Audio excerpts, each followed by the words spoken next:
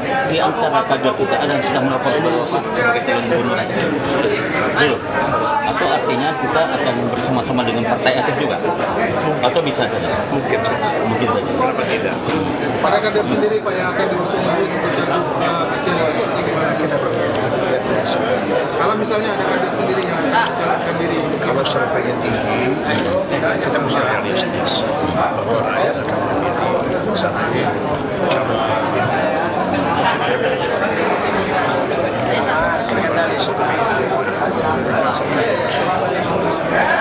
selama ini langkah apa yang sudah dilakukan Pak DPP untuk